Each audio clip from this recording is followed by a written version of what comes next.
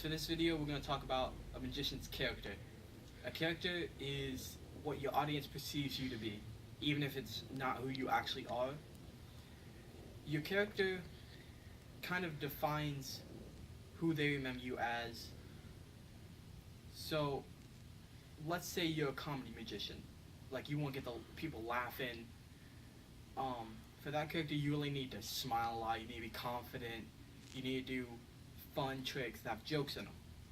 If you want to be someone like Criss Angel, who's that mind freak, kind of scary magic, then you're maybe not going to make them laugh or smile as much, but you're going to do tricks that are kind of scarier and don't have jokes in them.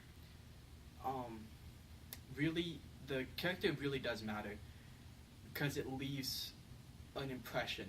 So, this impression is very important for your magicians, because if you leave an impression of you being a kind of Criss Angelish magician where you're kind of scaring them with mind-blowing magic, they're not going to hire you for a kids party. Mm-hmm. If you're the comedy guy, they're not going to really hire you for maybe a big kind of fancy corporate event. You gotta want to pick your character and stick to them. So if you love to make them laugh and stuff, be a comedy magician. If you want to kind of scare them a little bit, then kind of lean towards more of a scarier personality. If you want to be a comedy magician, look at Daniel Garcia and anything he does. He's really good at making people laugh as well. So if you really want to look into that, look at him. He's one of the best examples out there of him.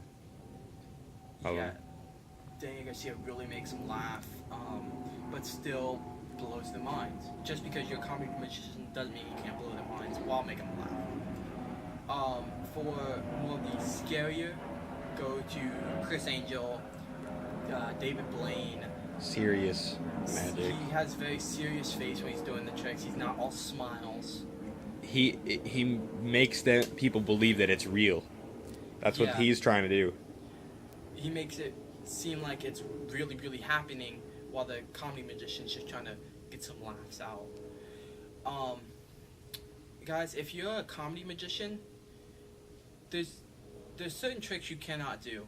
You cannot do a trick where you vanish a coin and then cut your arm open and make the coin appear out of your cut. You can't do that because that's not comedy.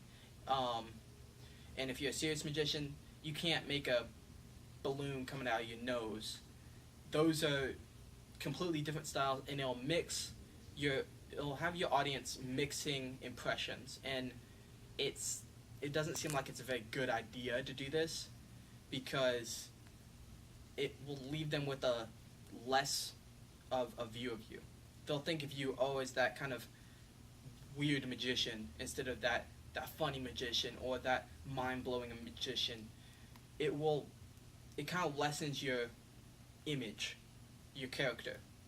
You guys really don't do this. If you want to be a comedy magician and a serious magician, do that. That's perfectly fine, but you can't intertwine them. So, if you want to be a comedy magician, go somewhere else, do your comedy, and then go to another location, and then you can do your magic. Somewhere opposite of each other where the two audiences will not mix.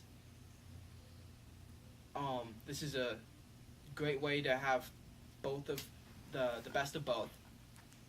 But if your audiences mix, then you're gonna have very different images of yourself from your audience point of view, and it's not gonna be good.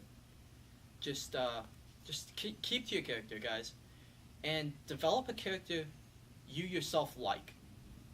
So develop the character you want to be, or develop a character that you want your audience to see you as.